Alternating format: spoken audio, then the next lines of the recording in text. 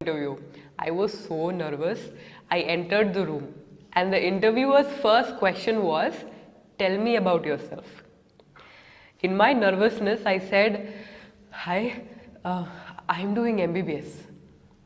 The problem was, I was an engineering graduate. Hashtag true story.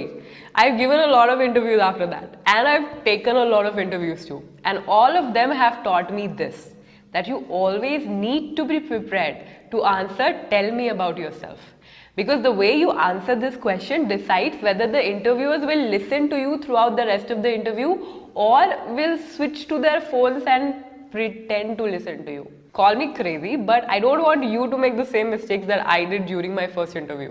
So today, by the end of this video, you will learn how to answer this question confidently, make a great first impression, and eventually land more job offers. So in today's video, we're going to understand what answer the interviewer wants. Second, I'll give you a formula to answer "Tell me about yourself" for any job that you want to apply. And third, and the most important point, suppose English is not your first language, then towards the end, I'll give you a few techniques and tell you how you can speak in English fluently. But before that, if you like what I'm saying, make sure you hit that big fat like button, because that tells me that I should make more career videos. Let's begin.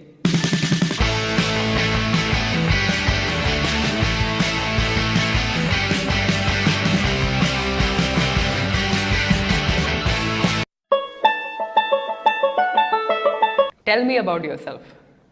Whenever an interview asks me this question, I'm like, I only don't know about myself. What will I tell you? But guess what? It is a trick question. The interviewers don't want to know about you.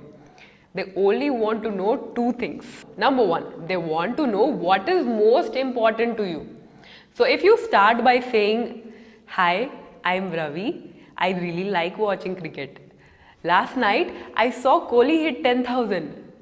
But Sachin is still God." Then the interviewer will be like, bye-bye. Sachin might be important, Kohli might also be important, but right now at this moment, this job should be the most important to you. And how do you prove that? By giving them reasons why they should choose you instead of 50 other people waiting outside. And the second and the most important point they want to know is whether you're fit for this job or not. See, why is the interviewer sitting there? To hire someone, right? So they want to know if your qualifications, your experience, your attitude are fit for that role. And that brings us to the "Tell me about yourself" formula. The "Tell me about yourself" formula has 3 elements to it. Element number 1, who you are. The first line should summarize your experience or your education, while you use some adjectives to define your personality. So if you're an experienced professional, a good way to start can be, "Hi, I'm Priya. I'm an innovative HR manager with 7 years of work experience, managing all aspects of HR function, from recruitment to training to benefits for Fortune 500 companies." Do you see how it is strictly professional and to the point? If you're a student, then you can say something like, "Hi, I'm Varun. I'm a hardworking engineering graduate, specialized in computer science engineering with an overall CGPA of," so on and so forth. Element number 2, your accomplishments. This is the place where you talk about your best work, something that you're proud of.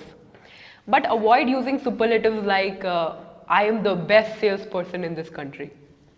Because when somebody uses superlatives, not only does it show arrogance, but also says that that person is ignorant.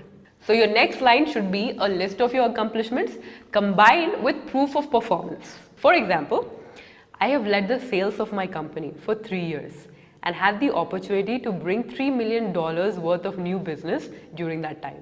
So this statement is humble, talks about an achievement, and adds a number to it, which makes it believable. You can even go on and mention your second best achievement. Now, in case you're a student and have no experience at all, don't worry. You can talk about the training you have received and how those skills relate to the job that you're applying to. Along with my degree, I completed .NET, Java and SQL courses on Coursera. Learning these new technologies have helped me develop my final year project titled XYZ. It was during this project I discovered that I am a team player, and I so on and so forth. Element number 3, how you are fit for this job. This is the last element of the formula, and this is what most people forget. You need to end your answer by telling them why you are applying and how you are fit for this job. Don't say things like, I'm having issues with my boss, which is why I'm looking for new opportunities. Hey, it might be true, but you don't have to be blunt about it. Plus, this line says that you're interested in a job, any job, and not this one in particular. So read the job description carefully and tell them how your skills are aligned to their requirements. Remember, you have just 1 minute or 90 seconds maximum to answer this question. Don't bore the interviewer by telling your life story. Also, if you have any further interview related questions, feel free to comment and ask me. Now comes the difficult part. What to do if you are worried about your grammar?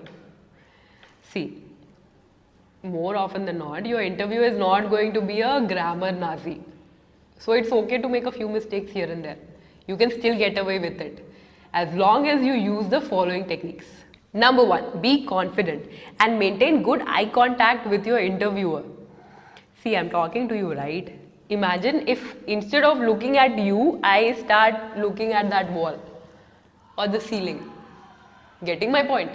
Second point, whenever you are answering, don't talk like a robot and use a single tone. Don't get me wrong, I'm not asking you to be Hrithik Roshan from Main Prem Ki Deewani Hu. Uncle. But use excitement to convey passion and slow down whenever you have to, because it makes your story more interesting. And third, remember, a good interview is a conversation, not a monologue. So let your interviewer ask questions and listen to what they are asking or saying. If you take care of these 3 things, your grammatical mistakes, if any, will go unnoticed. See, it's not a big deal. English, like any other language, can be learnt with practice. If you want to know how I learned to speak in English fluently, then check out this video. I've left the link in the description. Now you go get that job, and I will go and work on my next career video. If you want to know what that is about, then make sure you subscribe to my channel and hit that bell icon. I promise to see you again next week. Until then, keep fighting the urban fight to be fit.